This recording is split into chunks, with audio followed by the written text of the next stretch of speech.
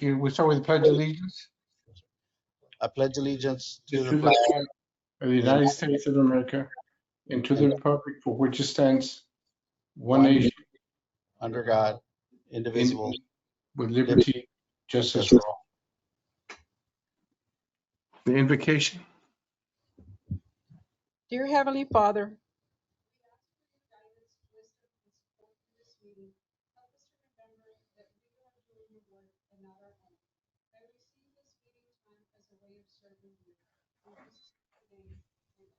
amen. Pilar, I'm having problems. People are going in and out, so I can't hear too well. So I'll let you know if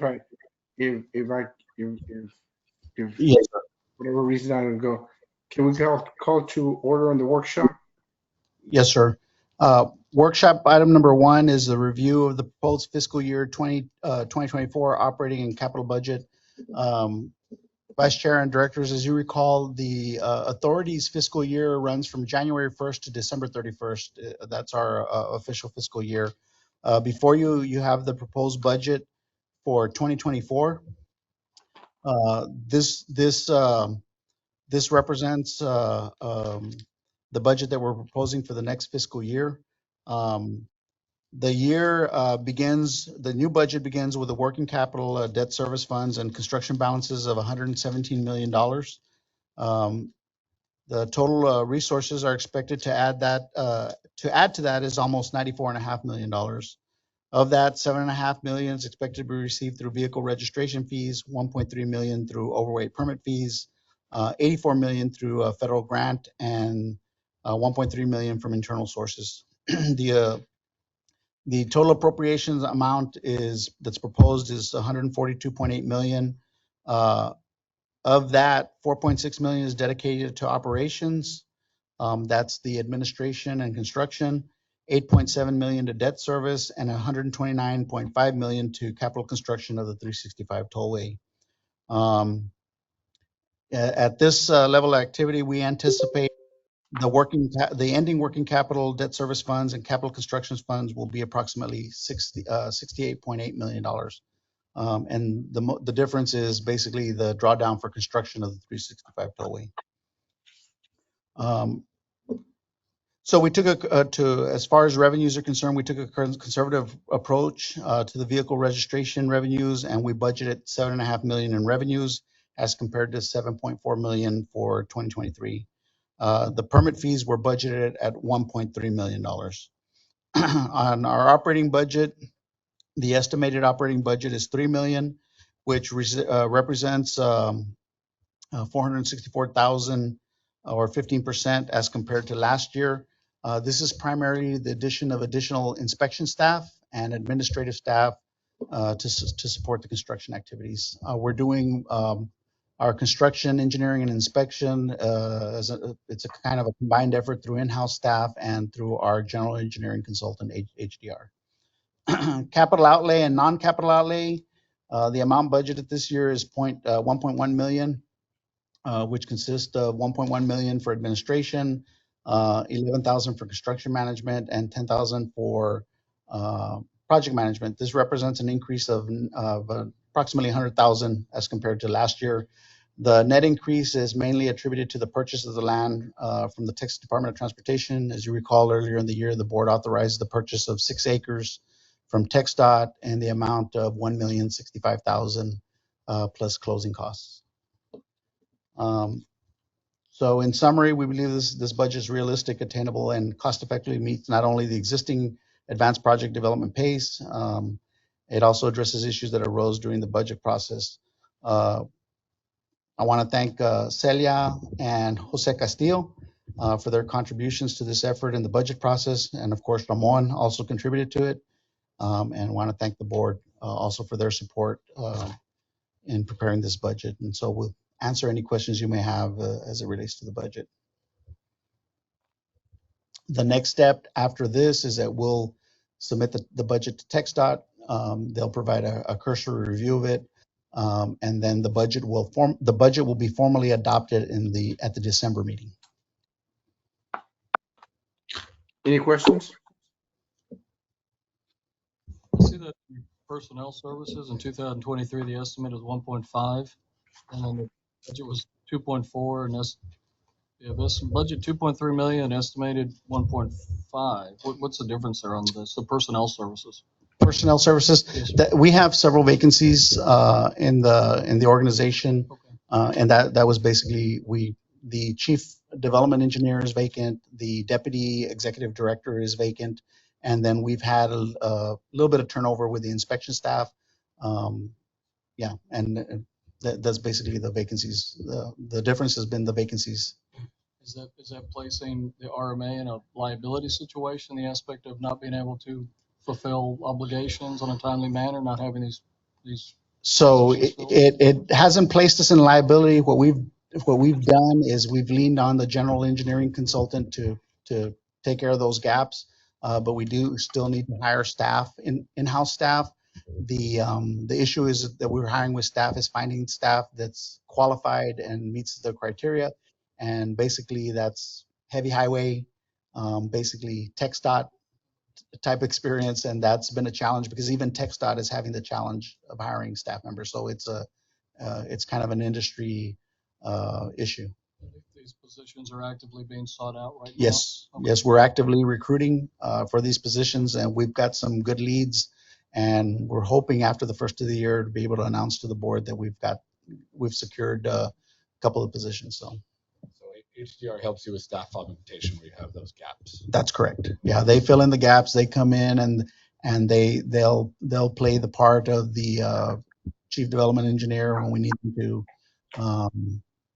And that's probably the kind of the heavy hitter on the staff that we do not have right now. Besides the construction engineer, that's on the development side. So, and they work hand in hand.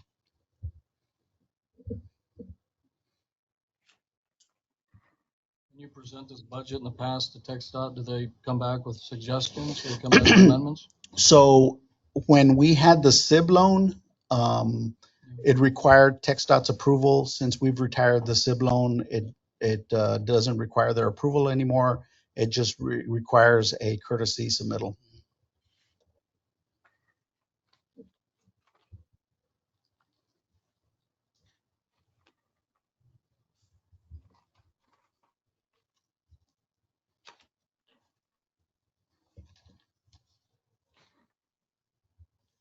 You need a motion?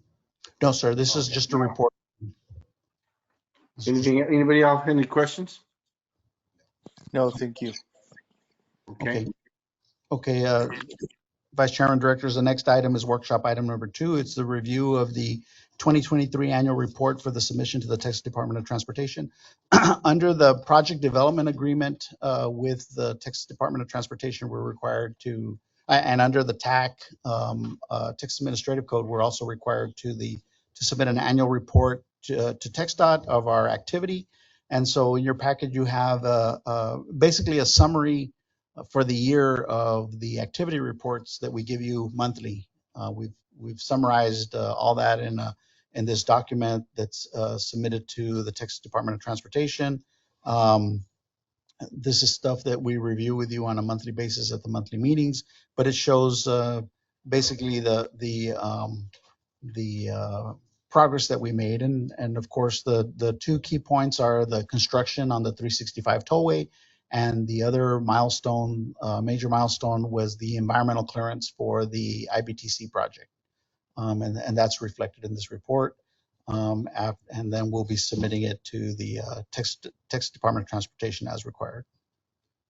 We also address the overweight permit activity in the report.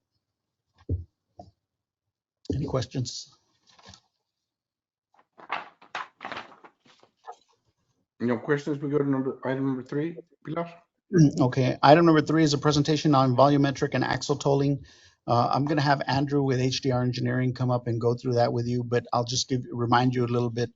If you recall, several months ago, the board authorized CM and Associates to provide a bring down letter, which is basically an update of the traffic and revenue study for the 365 tollway, which is what we needed to perform an analysis on whether or not to stick with conventional axle tolling on the roadway, which is the way the project was the debt was issued based on axle tolling, or that we would go ahead and look at volumetric tolling. And so Andrew will go over that analysis and the recommendations.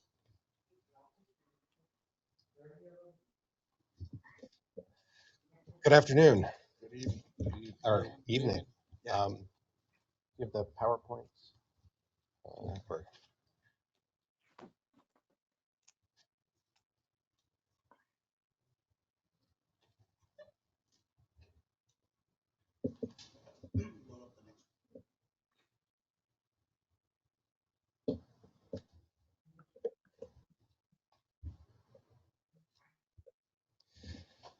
So as the executive director said,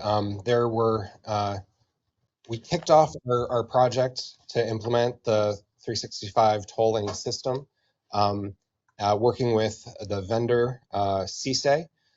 During those initial discussions, CSA conveyed that they have some additional capabilities. One is to use a single gantry solution instead of a double, which is currently the design, and also to do volumetric tolling instead of the axle based.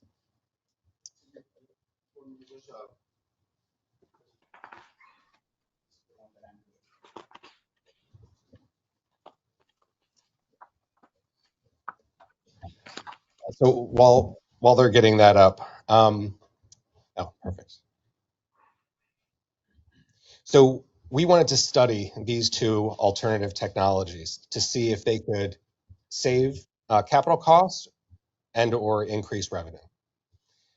So here you see on the top right image is a typical double gantry. Those are quite often the go-to design and what we originally had envisioned. Single gantry is shown down on the bottom right. There are two advantages to a single gantry. You save on infrastructure costs, obviously, and you can and save maintenance costs. There's also some disadvantages because as a vehicle goes through the tolling system on a typical gantry, it triggers the camera to take an image of the front. It goes through, the antenna reads a tag if it's there, and then it triggers the system to take an image of the back of the vehicle. Those three pieces need to be put together to create the toll transaction. In a double gantry solution, it's much simpler to do that. In a single gantry, because of the angle of the cameras and the spacing, it's a little bit more difficult. Having said that, in recent years, the software that stitches those things together has been improved significantly. And now the standard over the past few years has been to go to single gantries for brand new toll facilities. That's being done has been done in Virginia, in various locations in Texas, and CSA has had a system in place with a single gantry in the UK for a number of years. So in order to move to the single gantry, the design plans would need to be updated, and we would need to increase the amount of testing going once we do the commissioning. I'll go through the numbers when we talk about them in a second. The other cost increase is for the toll system integrator equipment. As you can see, there's wider brackets with the single gantry solution because you want to space those cameras out a little bit, and you need to also add another laser detector per lane. So again, I'll go through the results of that in a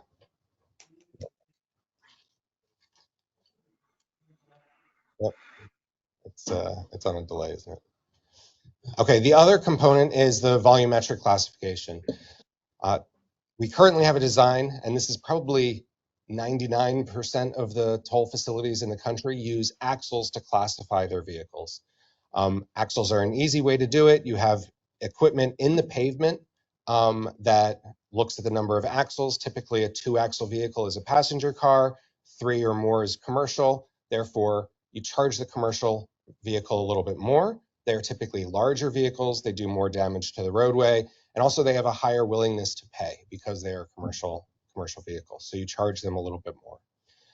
With volumetric tolling, you can actually measure the height and length of the vehicle to get a little bit more granular.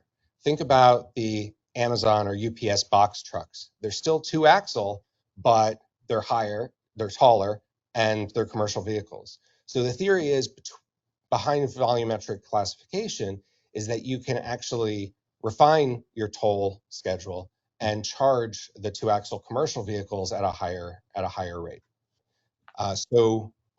We explored this option as a way of doing 2 things: increasing revenue and reducing infrastructure cost and maintenance cost. With an axle-based system, you need to have equipment in the pavement, which can weaken the pavement, causes some additional maintenance challenges down the road. But again, 99% of the facilities in the US use that technology, and it is very reliable. The challenges with volumetric is not very many people do it. There's one facility in Texas, in the Dallas area, that does it. CSE, our toll system vendor, is going to be implementing single gantry volumetric tolling in Puerto Rico, but it has not been deployed yet. So we see this as being a little bit more of a risk to revenue. Accuracy can be decreased. Redundancy is another thing that is reduced. And the performance can be degraded in inclement weather or even extreme temperatures where you might get fog on the lasers or condensation. So with that, we have 3 alternatives. Stick with the original proposal: 2 gantries and axle-based, do a single gantry axle-based, or a single gantry volumetric. And here's a table that illustrates the results. Those 3 are down the left side. Across the top, we have CSE's hardware cost of any plan redesign. If we remove a gantry, we need to do some adjustments to plan sheets. There's an infrastructure savings, and then we have the total impact and potential revenue. So a single gantry solution that's axle-based, it'll cost another $300,000 for tolling equipment, and that's again because of those brackets and lasers. We'll save $1.6 million in infrastructure costs, removing those gantries, and for a total savings of about $1.3 million. With the single gantry and volumetric, you spend an additional $700,000 for system hardware, and you save $1.8 million for infrastructure. The reason being, if you take this system equipment out of the pavement, you can reduce the pavement thickness, so there's additional cost savings there. So we spoke with council, we spoke with the bond council. It was determined that we really needed to do a new bring down letter to see what the revenue increase would be. We went through that process with C&M Associates, and I'm going to round it out to about 4.5% is the potential increase in revenue. As you know, with the toll facility, revenue is ramping up, so that additional revenue goes from about $100K in the first year to about $650K in 10 years. I'll point out that in 10 years, you typically do a system refresh. The equipment typically degrades, there's better technologies out there. Every 10 to 15 years, agencies replace their systems. So that's why I used that as the metric. So any questions so far? I threw. When you say every 10 to 15 years they replace it, what is that goes back to the infrastructure cost or the hardware cost? Only the hardware cost, Only really. the hardware cost. How new is the volumetric technology, Andrew? Excuse me? How new is the volumetric technology? I would say it is, it's not mature. It's, in the past, maybe 3 or 4 years, but again, there's not very many facilities that use it. There are more facilities that use volumetric and axle, but we're not really comparing ourselves to them. Those are for kind of other purposes. Any other questions? Yeah, I've got another question. So when you say that the hardware gets updated every 10 years, is that to a new technology or just bettering the technology that is already being used? Typically bettering the technology that's Okay. already being used. But But this you isn't can, like the wave of the future, possibly the volumetric. It's just a different technology that's being put out there. it's a different way to price the tolls. I as a trend in the industry, I think that axles are going to continue for a while. I could see combining height with axles in the future. And this is where we get to our recommendation. I think for a greenfield facility like 365,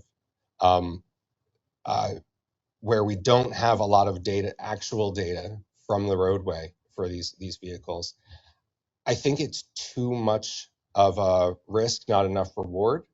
After talking to the executive director and risk profile from the staff thoughts. So our recommendation would be to go with a single gantry, save that $1.3 million, but remain with axle-based technology. In 10 to 15 years, we'll have a lot of data on the types of vehicles that are using the roadway.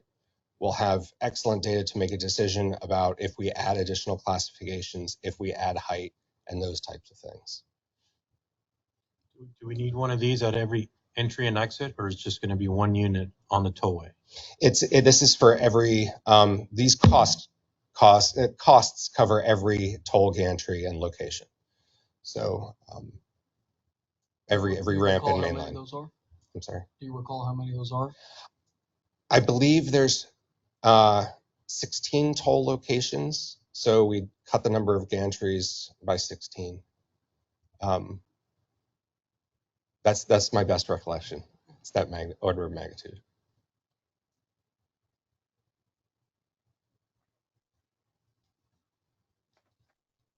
You're basically the middle one, right? Single gantry axle-based system, Yes, sir.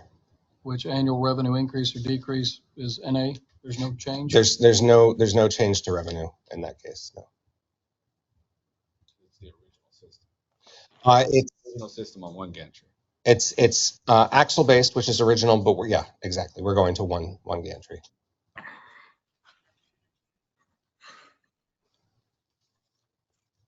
Andrew, what was that 4.5% that you made reference to a little while ago? C&M Associates did a traffic and revenue study. I should have clarified this. They basically added additional classifications based on size of vehicle instead of axle based. So there were 2 axle vehicles that ended up being able to be charged higher tolls because they are identified as commercial vehicles because of their height. So the revenue increase because of those additional classifications was about 4.5%. That's once we reach steady state, right? That's in about 4 or 5 years. It starts out at 3.3%, and then kind of reaches a steady state of 4.5%. This may be a question for Pilar. What is the estimated revenue on an annual basis for the 365 corridor? Well, it's actually a sliding scale that increases, and so we've got a ramp up. I think the ramp up point is about 8 years of ramp up, and then it still grows after that. But that's kind of where we get to the point we want to be, where we're in the positive. Yeah. So in 8 years, what is just the revenue? What's the top line? It goes in the first year. It's about 3 million, and it goes up to about 10 million in 7 years. And then about 15 million by year 10. Yeah, and I apologize. I should have included the bring down letter because it's got a table that kind of shows the summary of the revenues by year. But I can email that to you first thing in the morning so you can see that. So.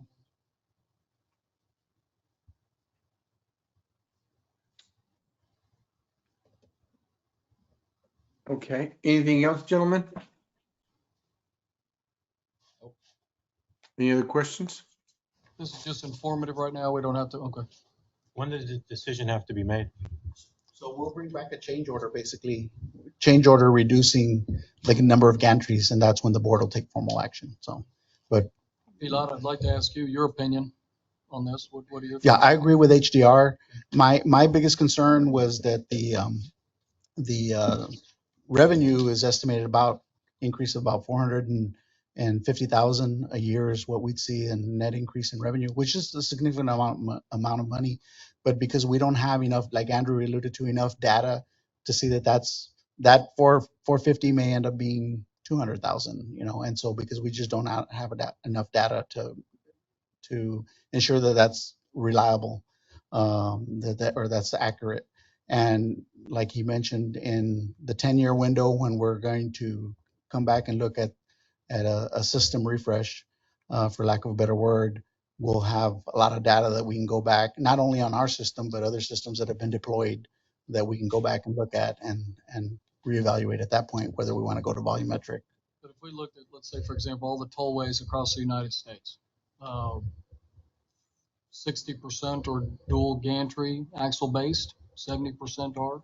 What's your opinion on that? What just to get an idea? A vast majority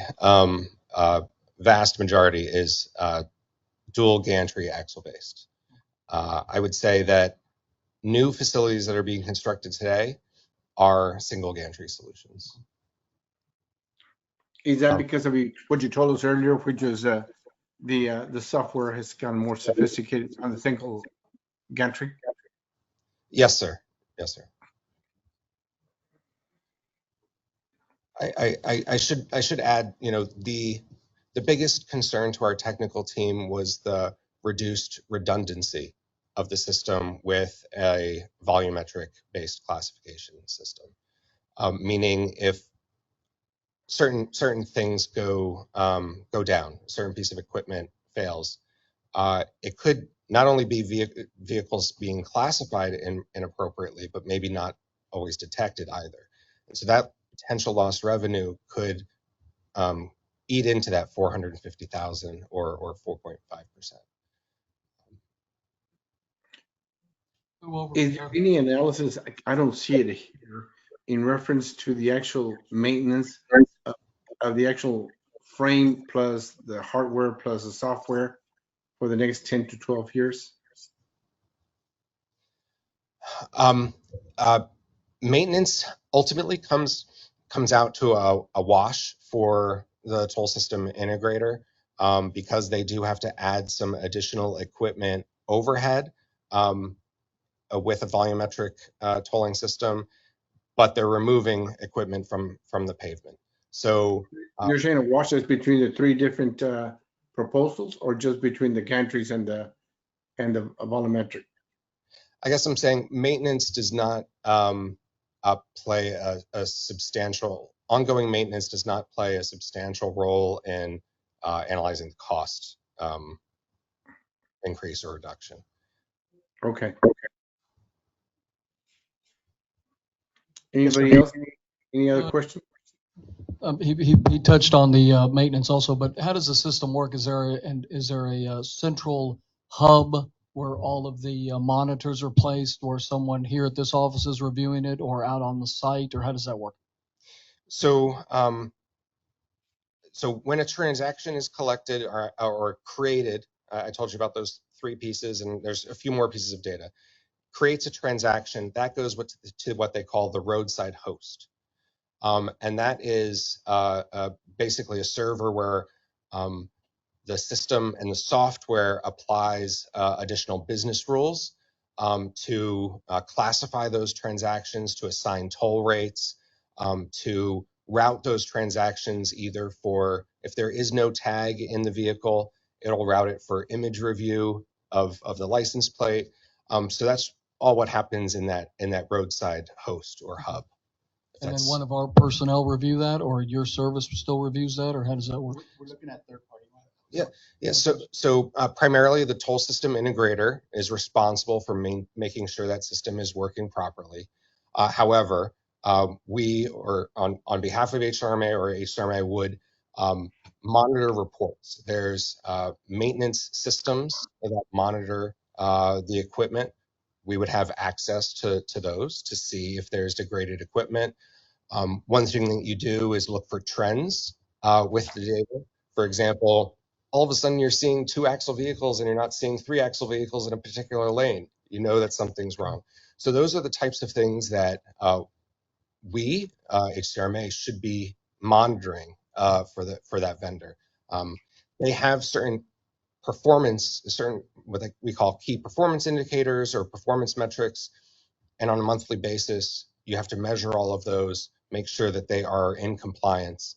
Again, I'll say that CSA does say with a single gantry solution, they will maintain meeting those key performance indicators as it would be with a dual gantry. Thank you. Thank you, Andrew. Thank you. And so this will come back in the form of a change order, and that's when the board will, and it'll be for a reduction in the number of gantries. Will we get a complete presentation again, or are you just going to come and make an informal motion? We'll give what we can do, Vice Chairman, is we can give a summary of the bring down plus HDR's recommendation, single versus dual versus single gantry, and then make a recommendation to approve the change order. Yeah, make sure you do that so we can have it on the record, okay? Yes, sir. And that's all we have for workshop, Vice Chairman. Okay, well, this time we'll put closure for the workshop session, and we'll call to order meeting, and please establish a quorum, Pilar, with this regular Chairman. meeting. Yes, sir, Chairman, you do have quorum for the regular meeting. Okay. First thing is in the reports on item number 1. Just for the record, Chairman, we do not have any Public comments? Okay. Item 1A is a report on program manager activity for the 365 Tollway project and IBTC environmental clearance. And I'll go ahead and just give a brief summary on this, and then I'll turn it over to Ramon to give you a report on construction activities. But 365 is basically under construction. We do have some post environmental clearance activities that Ramon will talk about that we've recently advertised for bids. IBTC, we've basically received environmental clearance, but that project has been handed over to TxDOT. TxDOT is funding construction, right-of-way acquisition, and engineering costs for that project. We've had several coordination meetings already with TxDOT to turn that over. TxDOT is currently procuring engineering services to finish up the design work on the IBTC project, and then they're will be in the process of the right-of-way acquisition also. And so, in summary, that's the program manager activity. Ramon will now give a report on construction activity. Is there any questions related to the development activities as far as the report? Hearing none, we'll proceed to item 1B. Construction report. No questions.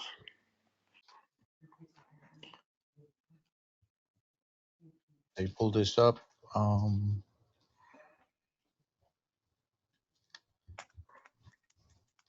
It's going to be all the way through the next item.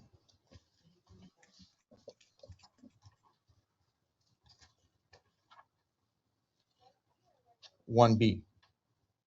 1A was presented by Mr. Rodriguez. Thank you, ma'am. Vice Chair, Directors, I'm Ramon Navarro, the Chief Construction Engineer for the RMA, and here to provide you with a brief summary of the construction activities on 365 Toll.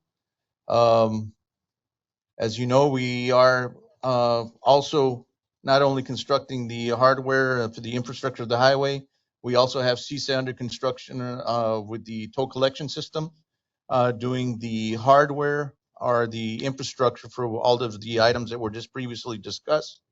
And the impact will be to the gantries, and we should see a savings and a change order coming forth next month, as mentioned by Mr. Rodriguez. As far as the executive summary, the notice to proceed was issued to Pullis Construction. Time charges commenced on March 17th of 2022. They have 1,264 working days. We've issued 5 change orders in the realm of approximately $4 million.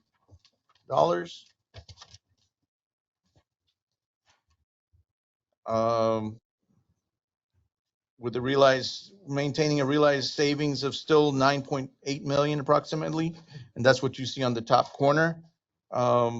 We continue to work on the value engineering change proposals, on the extreme details of design. We have gotten the change order in place, was with change order number 5. And some of these are going into specification requirements, et cetera, that have delayed the release of the new revised plan set. However, we hope to capture that by the end of the year and proceed into construction with the new year with a total new set of plans. Moving on to the pay items. As you can see, for the month, we issued approximately a payout for the month of November for approximately $6.2 million. And, let's hear, we got this, $6.2 million. And the overall time versus money, we maintain the 13 to 15% lag on the productivity. However, there we go. We are approximately 34% complete with 49% of the project complete time used, which gives us a 15% deficit. And the contractor, of course, is having to deal with Mother Nature and the wet weather. We have had a couple of wet weeks since October. However, we are appropriately got 12 miles to work with, and there's always something to do. It's just the dollar impact on what you can do as far as work is concerned. We'll be going from the west side of the project to the east side of the project. This is an aerial view of Sherry Road, approximately at the International Bridge. We are laying out cement treated base for the laying out of the roadway or the bond breaker, which is the asphalt. We're looking east. Yes, sir. We're looking east. And that is Sherry Road, the Sherry Road Bridge, or the overpass, proposed overpass at FM 494 in Granjeno. We did do this bridge slab the end of the month on the 27th, and we did have a mishap with some of the forms. We did have a form false collapse, and we lost about 42 cubic yards of slab, but we immediately remedied that, and you can see that the patch has been complied with, and the bridge slab has been completed, and will proceed as usual. I'm not an engineer. Could you tell me in layman's terms what? Layman's terms, we had a form fail. We lost about 32 yards of concrete. Do we know why it failed? The welding on the welding was not adequate on human error. Yes, sir. Yes, sir. Continuing on, to the floodway, we are working on the levee. We continue with the levee work and the earthwork, building up the new proposed levee. Okay. There we go. We continue laying bridge. We've had a delay as far as the bridge beams. We anticipated 84 bridge beams coming in, but due to the weather and getting into the in and out, egress and ingress into the floodway, we've got about $10 million worth of beams scheduled for this month coming, 12 beams a week. And that should put us at 84 by the new year, set up on the floodway. I don't know how many of you all have driven out there recently, but we've got all of the abutments in place and ready to receive the beams as soon as we can get some good weather in there to do that with. And we shall start hopefully December 5th with that. Where do the beams come from? Sir? Where do they bring them from, the beams? They're coming from Houston, sir. All right, next slide. As far as the archaeological sites, this is looking at looking east again, just west of 10th Street, between 10th and 23rd. These are two archaeological sites that we have put under the ground to preserve in place.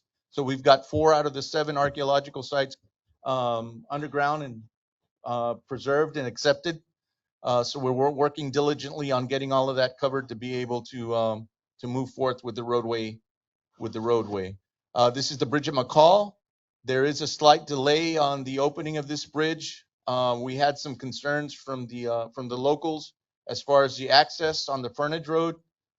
They are, I guess, junkyards, and they receive truck traffic, heavy truck traffic coming in. And they were concerned about the maneuvering in and out of the grade with along that northwest frontage road. So we're looking at amending that. But the bridge, we're looking forward to opening it on the 15th. We have been delayed with the weather for the last lift of hot mix, the striping, and the signing. Rails have been going up, and that's what they've been trying to capture with the inclement weather. Although there is no excuse as far as time. There is no weather days for this facility. This is again looking southeast. This is standing over at Thomas and I Road, Veterans Road. We've got the drill shafts in place, and we look forward to constructing the intersection. This is where we'll have a traffic circle and redoing, giving a totally new look at I Road and Veterans and Thomas and I Road intersection when we're done with this. And ultimately, this is a new plant that we tested on last week for batch trials. It looks like it will be ready to be put into use next month. And this was right at the site of Dicker Road on some of the property that we did capture, surplus property. They are utilizing that. Permits are in order, and we will have 2 now concrete sources for the project as we commence paving, which is scheduled to be programmed first of the week next week. We should start with the Ansalduas connector and start paving east with the concrete paving. I recall when we toured that, you had said something about environmental still taking, they've received environmental on that Yes, already? sir. Good. Yes, sir. They proceeded. They've got all their items in check, and we started with the batch trials and getting their conformance with all the compatibility and getting everything in sync as far as calibrations and inspection facilities, acceptance by the appropriate CMT labs and the engineers of record. All of that has been captured, and we look forward to utilizing this to the ultimate. Is the feeder also cement? Yes, sir. Everything's gonna be cement. Everything is going to be concrete paving due to the fact of the overload, the overweight, and it was the sustainability of that would be better off in the long run with concrete pavings. Moving on. This is the canal bridges, which we were pouring at the time of your visit. We've commenced doing the subgrade and laying out the fill in that area, the embankment, and then looking south at Las Milpas, you can see that we're working prudently on the retaining wall sections for Highline and Anaya. We do have the electrical transmission still in play in this one, and we're waiting to get that officially accepted with some true dates to be able to capture a true schedule as far as acceptance on the work days and any possible delays due to the power lines. This concludes my report, and I'm willing to entertain any questions or concerns you all may have at this time.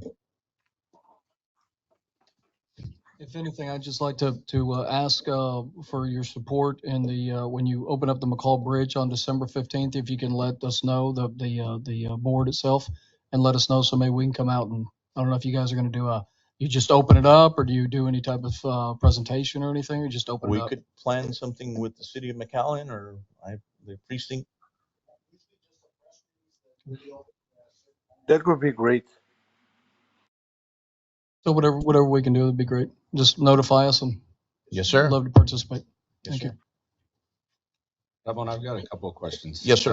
The first one is back on your progress page. You indicated 34%, but ours says 27. Is this to the end of October and you're calculating to date, or because you said there was a 15% spread? Yes, sir. There may have been, I'm not certain on that.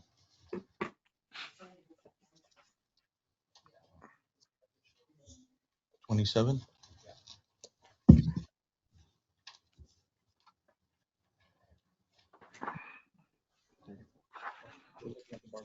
Oh, okay, okay, on the bottom, okay. All right, so on the Oh, so bar you're graph, looking at sir, the pie we're chart looking at at the top. 78%. The 78% doesn't consider this month's estimate. Oh, okay. So when you got add the 6.2 to the 78, it kicks it up, or this month's estimate with MOH and everything else, it'll kick it up to the anticipated 89 million cost.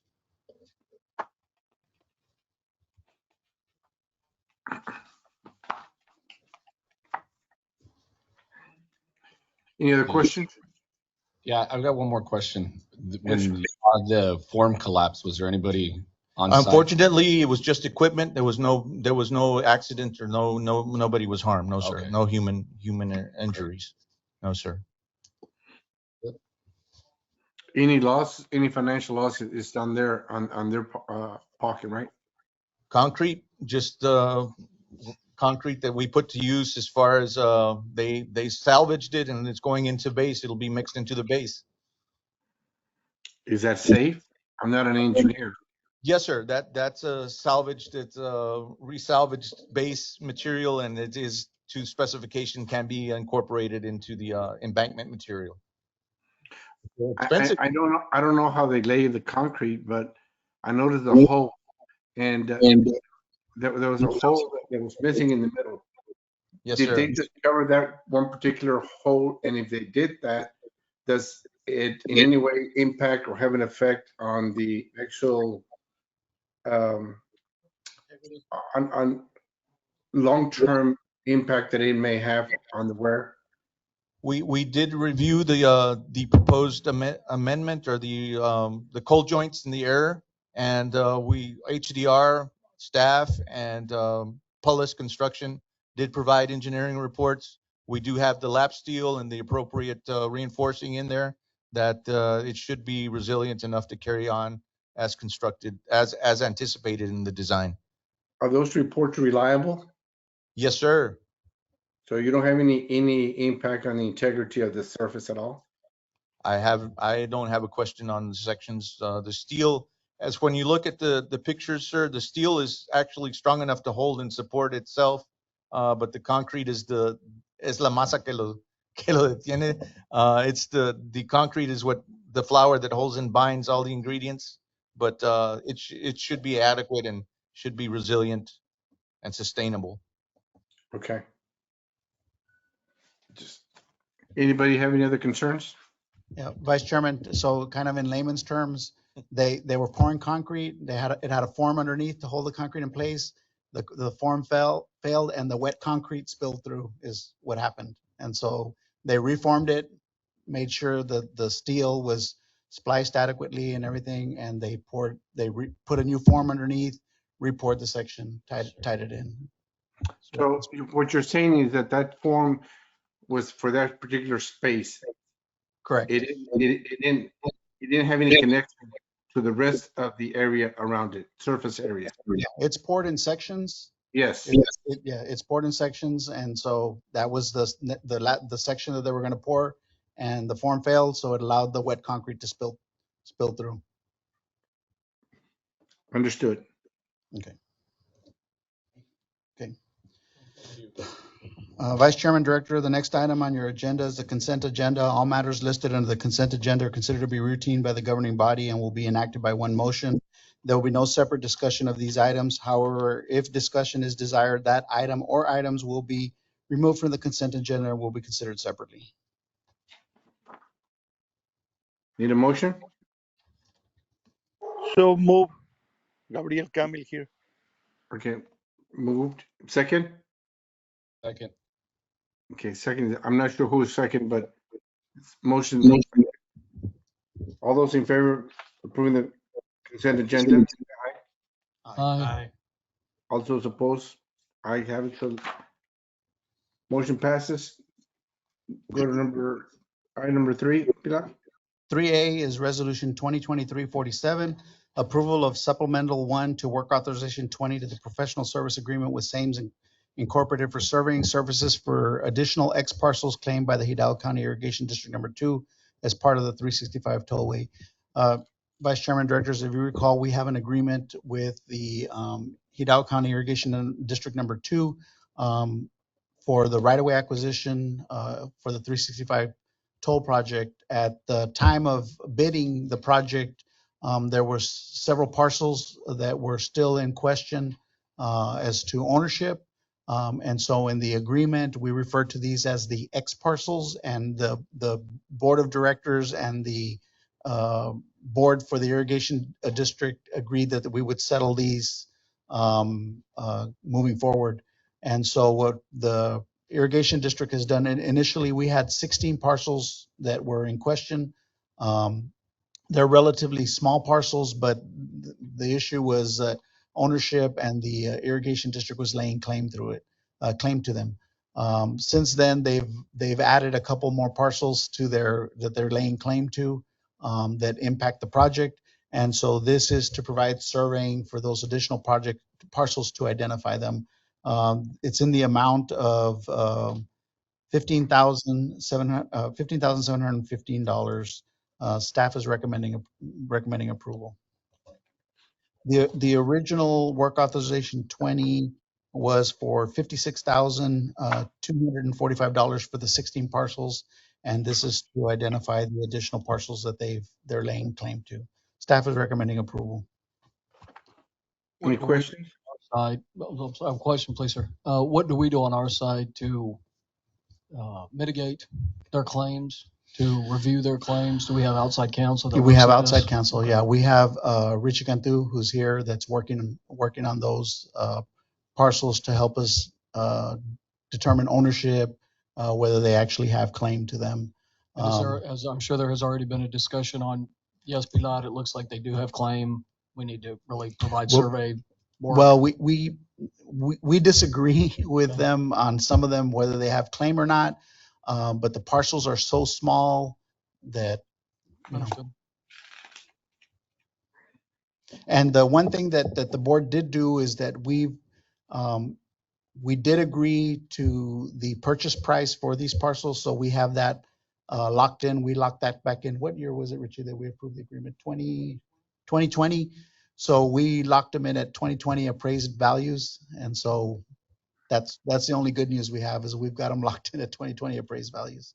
So but staff is recommending approval of supplemental 1 to work authorization 20.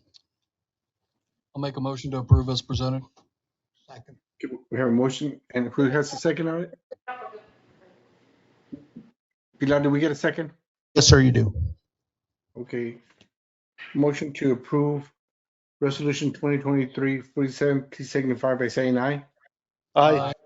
All against, same sign. Motion is approved. Pilar? Yes, sir. Next item is 3B, Resolution 2023-48. This is approval of Contract Amendment 22 to the Professional Service Agreement with Sames Incorporated to increase the maximum payable amount for supplemental number 1 to work authorization 20. So this is just to increase the contract amount by the work authorization, or supplemental the work authorization you just approved. So again, this increases the contract amount by $15,715 for a new maximum payable amount of $367,526.50. Staff recommends approval. There's no question. Motion to approve resolution 2023. So move. Second. Moved in second, Pilar. All those in favor signify by saying aye. Aye. All against, same sign. Motion is approved. Pilar? So, Vice Chairman and Directors, we have no further business for your consideration. What do we need an adjourn? We need a motion to adjourn? Yes, sir. Motion to adjourn, please. You've got a Second. motion. I can't hear anybody. I'm sorry. Do we You, have a you, motion? Second, Gabriel Camil. yeah, Okay. you have a motion and second, Vice Chairman. Okay, motion to adjourn, signify by saying aye. Aye.